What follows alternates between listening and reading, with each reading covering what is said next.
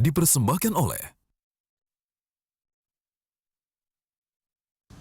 Ya, pemirsa, kembali lagi dalam Special Dialog. Saya kembali kepada Pak Nugroho. Pak Nugroho, kita sudah menyinggung sedikit tadi mengenai dana yang begitu besar nih ya untuk kemudian berinvestasi lah kasarnya gitu di air minum dan juga sanitasi. Ini kemudian pendanaannya nanti diharapkan datang dari mana semua nih, Pak Nugroho? Mungkin bisa dijelaskan. Pendanaannya akan datang dari pemerintah pusat, ya besarnya itu sekitar 26% ya, selama 5 tahun ke depan ini dari keseluruhan total yang dibutuhkan. Kemudian dari pemerintah daerah, ya pemerintah daerah ini bisa mencapai sekitar 37-40%. Ya, kemudian dari masyarakat. Ya, masyarakat itu kita harapkan bisa mencapai sekitar 26-30%. Berdasarkan pengalaman kita bahwa mereka rata-rata bisa berkontribusi di atas 20%. Kemudian yang terakhir adalah tentunya melibatkan juga dengan dari dunia usaha, CSR dan sebagainya. Oke, itu membujuk pemerintah daerah. Nah, ini caranya bagaimana, Pak? Ini tadi kita udah bilang ini tantangan nih, salah satu tantangan utama. Sedangkan mereka itu mungkin kunci sebetulnya ya untuk kemudian membuat perkembangan di sanitasi dan air minum. Bagaimana mungkin, Pak? Yang pasti pertama, undang-undangnya sudah menyatakan bahwa air minum dan sanitasi itu adalah urusan wajib dari pemerintah daerah. Jadi memang bagaimanapun pemerintah daerah perlu untuk memprioritaskan pembangunan air minum dan sanitasi, bukan hanya karena itu urusan wajib, tapi juga karena memang sudah terbukti bahwa pembangunan air minum dan sanitasi itu kemudian bisa betul-betul menyehatkan masyarakatnya, yang kemudian bisa lebih produktif, ya di pendidikan juga pencapaiannya lebih baik dan sebagainya, yang tentunya akan mendorong semua hal di daerah, termasuk indeks sumber daya manusianya, kemudian kegiatan ekonomi juga bisa meningkat. Di samping tadi yang saya katakan juga, kalau kondisi masyarakat lebih sehat, maka anggaran-anggaran kuratif ya untuk pengobatan dan sebagainya itu tentunya kemudian bisa dikurangi dan bisa dialihkan kepada hal-hal yang lebih produktif. Akibatnya kalau pemerintah daerah ini tidak memprioritaskan mengenai hal ini, kira-kira apa yang akan terjadi, Pak? Yang akan terjadi adalah kondisi kesehatan masyarakatnya tidak akan sebaik daerah-daerah lain yang sudah lebih memperhatikan itu. Angka kematian balita akibat diare pasti akan di atas rata-rata nasional, ya. Kemudian indeks pembangunan manusianya otomatis akan lebih rendah dari yang lain.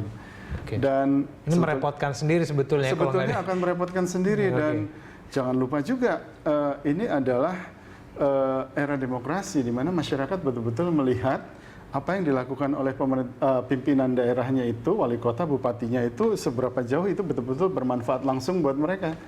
Ya, dan itu terbukti di banyak daerah menjadi aset politik yang bagus gitu ya, untuk menjadi perhatian dari para pimpinan daerah untuk betul-betul mendorong upaya pemenuhan kebutuhan dasar ini. Oke, baik. Pak Sugeng, ketika sanitasi Anda lebih baik gitu ya di wilayah Anda, apakah Anda juga merasakan bahwa sebetulnya kesehatan dari masyarakat di sekitar Anda juga semakin baik? Gitu?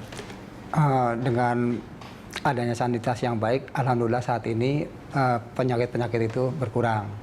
Memang ketika sanitasi itu belum berjalan, banyak warga masyarakat itu sering diare atau mutah-mutah. Nah, itu akibat dari kotoran yang dibawa kuman itu.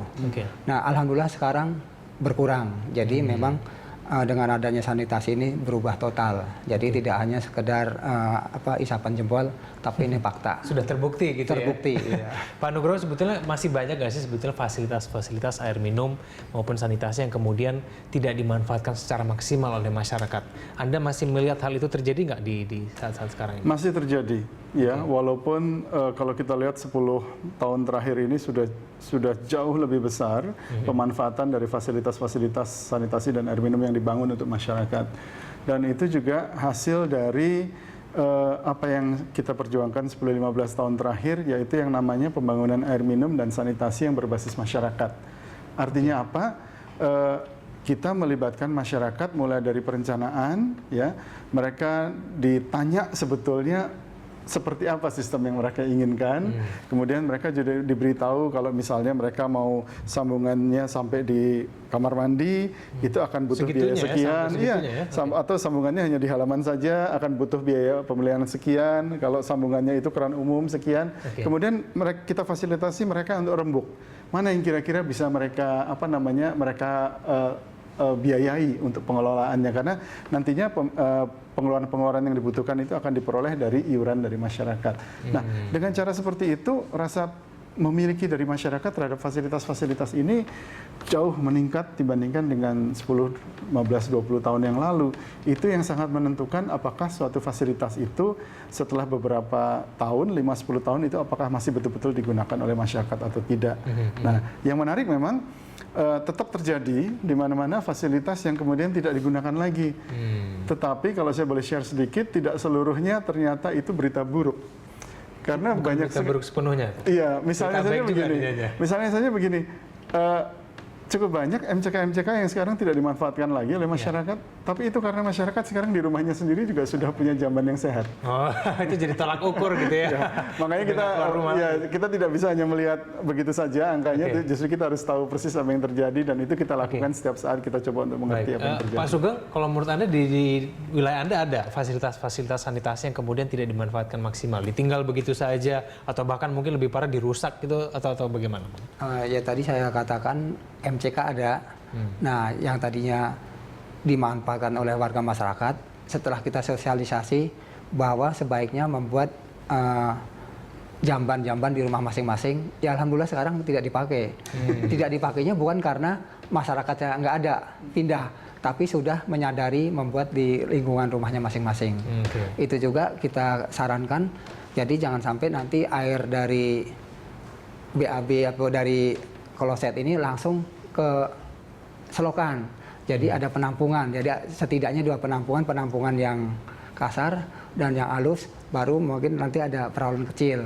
Dan sekarang kita galakan lagi ada 3. Jadi yang terakhir itu kita kasih, kalau nggak tutup botol, Yakult, seperti yang kata Pak Abi itu. Nah, jadi air keluar itu benar-benar bersih gitu. Jadi masyarakat tidak perlu setiap saat nyedot.